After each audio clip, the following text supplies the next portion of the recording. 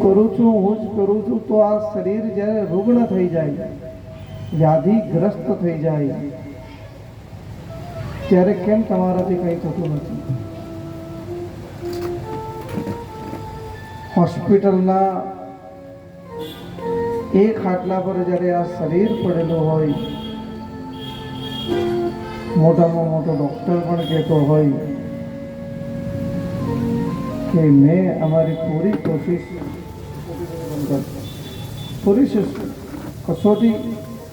કોશિશ ચાલુ છે, કિંતુ હવે ઉપરવાળાની ઉપર ત્યારે આપણને ખબર પડે કે ઉપરવાળો કોણ છે. નીચેવાળાથી જ્યારે શરીર થાકી જાય ત્યારે મનુષ્ય ઉપરવાળાને યાદ,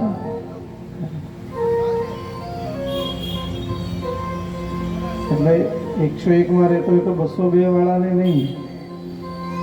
હા, ફ્લેટમાં રહેતા હોય તો ઉપરવાળો 500 વાળો, 300 થર્ડ ફ્લોર વાળો, ફોર્થ વાળો, એ કામ નથી આવવાનું. કામ આવવાનું છે ટોપ ફ્લોર વાળો. કોણ કામ આવવાનો છે? જે ઉપર રહે છે, એની સંપૂર્ણ દ્રષ્ટિ આપણી ઉપર છે. જો તમે માનશો કે ઉપરની વાળાની દ્રષ્ટિ મારી પર છે, તો જ એ ઉપરવાળો દ્રષ્ટિ તમારી ઉપર રાખશે. મુખમ કરોતિ વાચાલમ પંગુમ લંઘયતે ગિરિમ યત કૃપા તમહં વંદે પરમાનંદન માધવમ. એ માધવ જે ગુંગા મૂંગાને બોલતો અને સાંભળતો કરી લે, એક કદમ જેનાથી અહીંયા નથી ચલાતું, એ બદ્રી અને કેદાર જઈને પાછો આવી જાય, એની જ કૃપા છે. ભગવાનની યાત્રાઓ એમને એમ નથી થતી. ઘણી વખત આપણે અહીંથી ગોકુલમ પણ જવું હોય તો 10 વખત વિચાર કરીએ કે હું જાઉં કે કોઈ આવે તો એને મોકલું.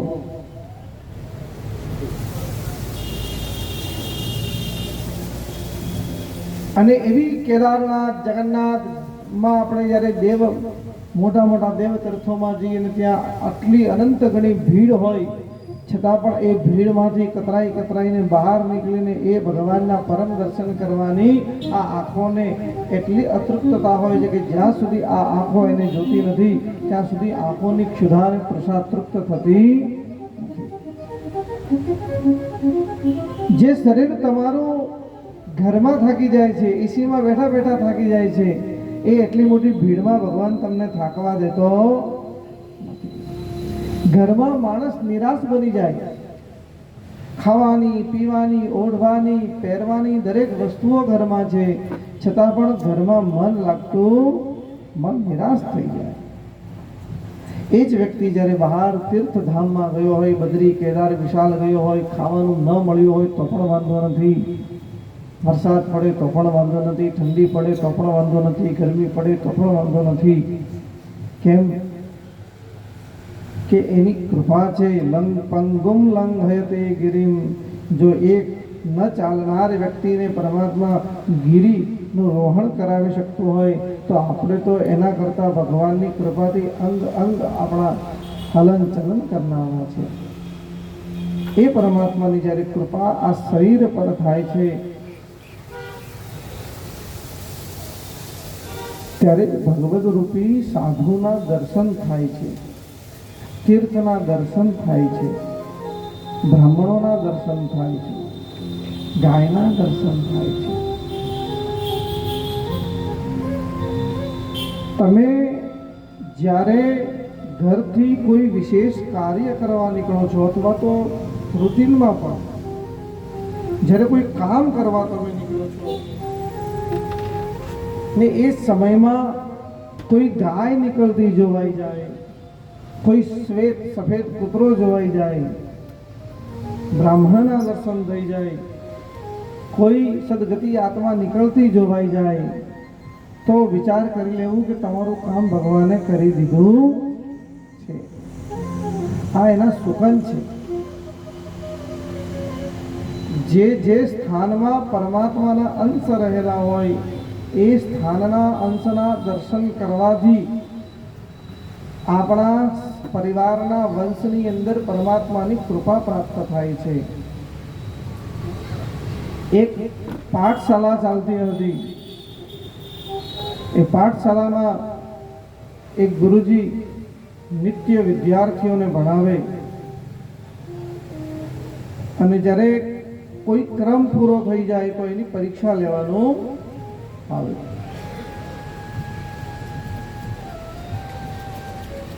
ગુરુજીએ કીધું કે કાલે તમારા બધાની પરીક્ષા છે તો સમયસર આંગણમાં આવી જજો. બધાને બેસાડ્યા, બધાની પરીક્ષા લેવાનું ચાલુ કર્યું. લેખિક પરીક્ષા, મૌખિક પરીક્ષા. વિદ્યા શસ્ત્રં ચ શાસ્ત્રં ચ દ્વે વિદ્યે પ્રતિપત્તયે. આ યુગમાં બે પ્રકારની વિદ્યા છે. કેટલા પ્રકારની વિદ્યા છે? બે પ્રકારની વિદ્યા છે. વિદ્યા શસ્ત્રમ ચ શાસ્ત્રમ ચ. એક વિદ્યા છે શસ્ત્રવાળી, કે જેના માટે તમારે પૂરા શરીરનો ઉપયોગ કરવો પડે. ખાતા જવું પડે, મશીન ચલાવવી પડે, તલવાર ચલાવવી પડે શસ્ત્ર માટે. અને એક વિદ્યા છે શાસ્ત્ર વિદ્યા. શસ્ત્ર વિદ્યાની અંદર એક અવસ્થા આવે કે ત્યારે તમારાથી એ કામ થાય નહીં. જેટલું કામ તમે યુવાનીમાં કર્યું એ વૃદ્ધા અવસ્થામાં થતું નથી. વિદ્યા શસ્ત્રં ચ શાસ્ત્રં ચ દ્વે વિદ્યે પ્રતિપત્તયે.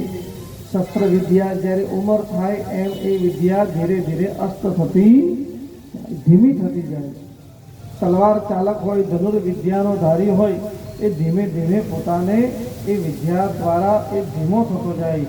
જ્યારે શાસ્ત્રરૂપી વિદ્યા હોય, અધ્યયનરૂપી વિદ્યા હોય, એ સૂતો પણ હશે અને કોઈની સલાહ લેવા આવ્યો હશે તો ઘરે આવીને સલાહ લઈને જશે. મોટા મોટા અધિકારીઓ બને છે તો એ કેવી રીતે બને છે? ભણીને બને છે.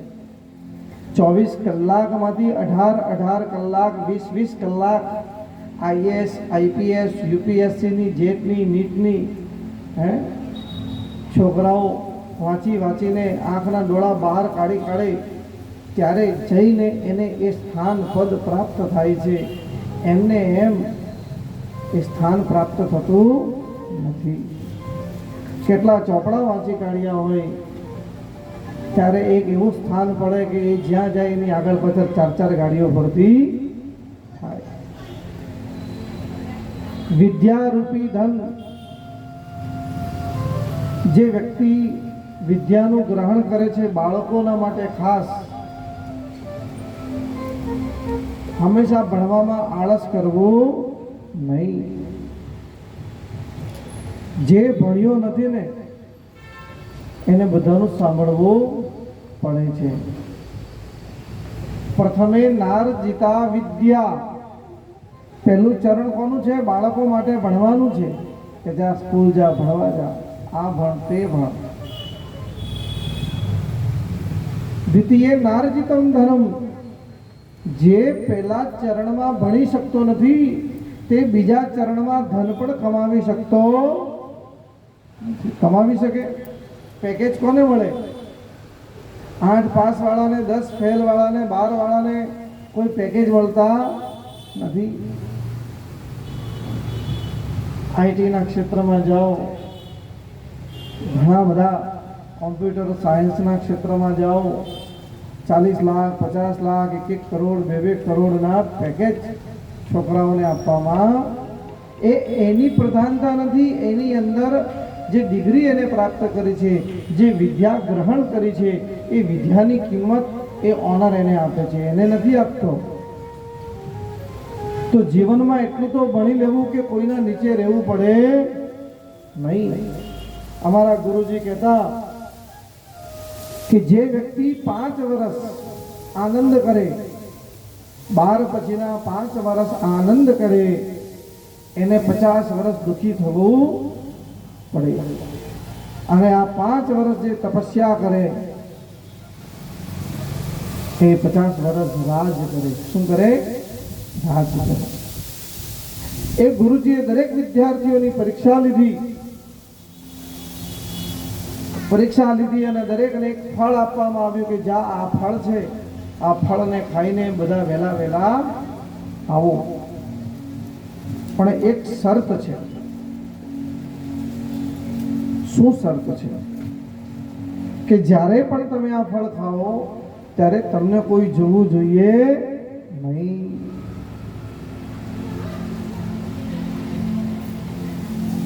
તો કે સારું ગુરુજી, તો ઘણા જણા દરવાજા બંધ કરીને કામ કરે કે અમને કોઈ જોઈ લે નહીં. કોઈ ઝાડની પાછળ જોઈને એ ફળ ખાઈને આવી ગયો, કોઈ પોતાના રૂમના ઓરડામાં જઈને ફળ ખાઈને આવી ગયો,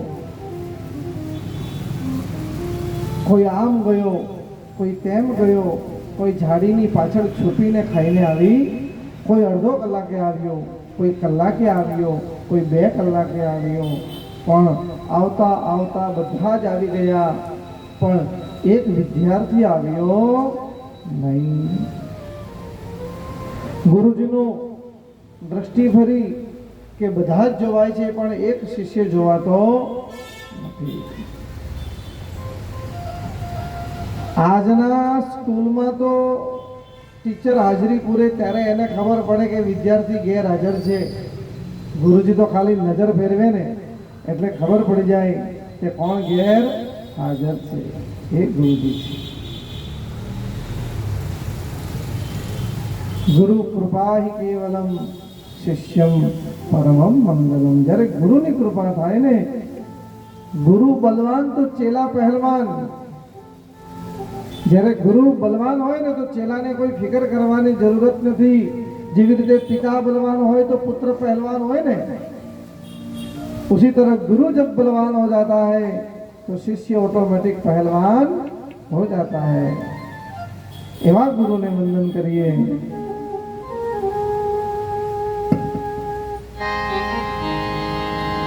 ज्ञान मूलम गुरु मूर्ति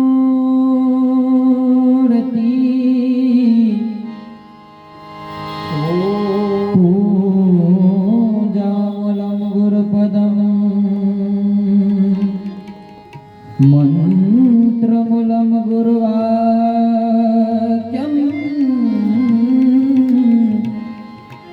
मोक्षमूलम गुरु कृपा.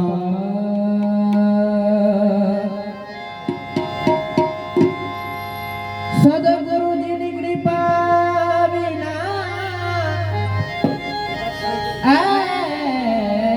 સપને મરે નહીં સત્સંગ. કૃપા થાય જો ગુરુદેવની ચરે ભક્તિ